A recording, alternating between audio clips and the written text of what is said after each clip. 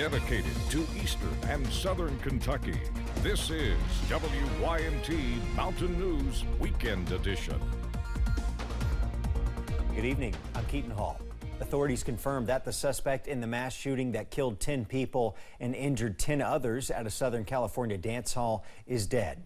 They say the 72-year-old Asian man named Hu Can Tran shot and killed himself inside a white van miles from the scene. Police say they're still in the process of identifying all the victims. CBS News correspondent Danya Backus is in Monterey Park with the latest.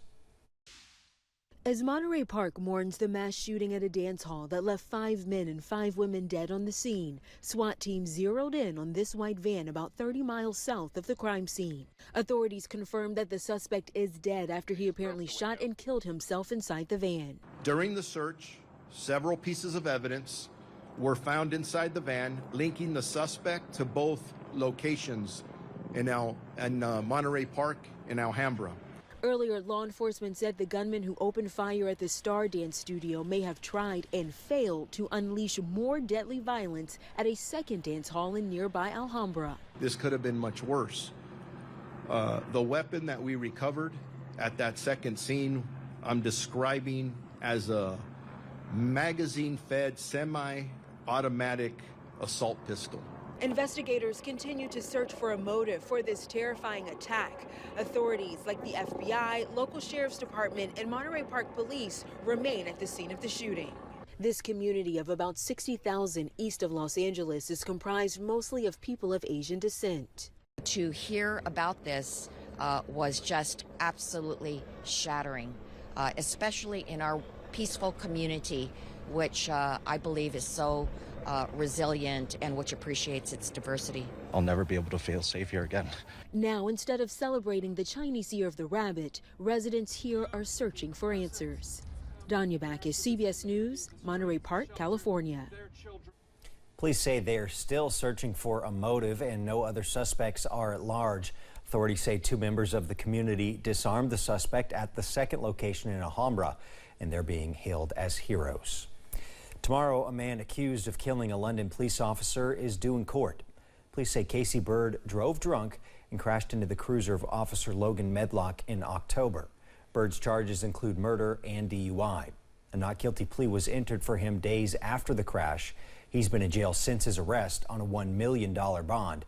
Tomorrow's pretrial conference is set for 9 a.m. The Harlan County Sheriff's Office reported they found a stolen car on Friday.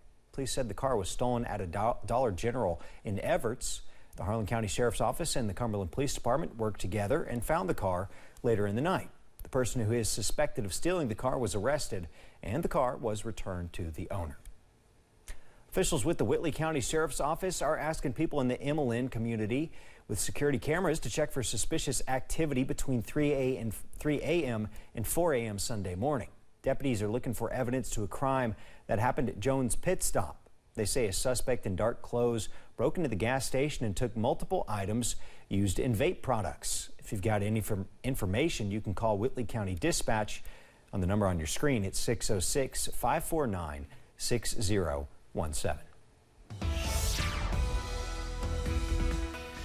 Another cold night is on tap across the mountains. We're also tracking the potential for some snowflakes as we go into tonight as well. Here's a live look over at UVAY. Some raindrops on the camera lens there as a few more showers continue near the Kentucky and Virginia border. Current temperature above freezing at 36 degrees at this hour. Most of us in the upper 30s at this hour. 37 for Somerset, sitting at 38 for Pikeville. 38 also in London and 37 over in Jackson. So temperatures are just above freezing, but we are still cold as we go through tonight. Most of the showers south of Highway 80 at this point, and notice a few areas of pink and purple starting to show up on the map. Maybe a few sleet pellets or snowflakes mixing in near the Tennessee and Kentucky border at this hour, and a few more snowflakes or rain showers are possible into tonight. Temperatures are going to fall to near freezing in the lower 30s. Also watching out for more snow chances into your Monday. That full first alert forecast coming up in just a little bit. Keaton. Thanks, Cameron. Abortion rights advocates gathered today in Lexington on the 50th anniversary of the proclamation of Roe v. Wade. A trigger law in Kentucky banned abortions after a heartbeat is detected and after 6 weeks of pregnancy. Protesters say this law is hurting access to women and health care. In November, a majority of Kentuckians voted against Amendment 2, which would have given the legislative branch more direct control over abortion rules. The organizer of today's rally says it's upsetting they have to continue to come out and take a stand for their rights. I am disappointed that this is where we are, but I'm not surprised that this happened. We've seen this kind of attack happen repeatedly. We've seen steps being taken up to this, so it's very sad that it got this far. Planned Parenthood plans to have a lobbying day at the state capitol on February 14th. They encourage people to come out and talk to their local legislators. A researcher at the University of Kentucky is leading a study that could help combat food insecurity. 1 in 8 people and 1 in 6 children face hunger in the Commonwealth, according to Feeding America. The research is focused on finding ways to produce larger crop seeds, allowing farmers to increase their grain yields. We use a unique technology called confocal microscopy. We can actually see inside without killing the seed. So the seed is developing, but actually we can see through what's happening in a time-lapse manner. By manipulating these cable dynamics, we found the seeds can be bigger or seeds can be smaller. The research team is not directly working with farmers yet, but that's something they're working towards in the long run through further research. Perry County in Ruby Gayhart has been free of addiction for almost 10 years. WYMT's Chandler Wilcox talked with Gayhart about how she found a way to turn defeat into victory.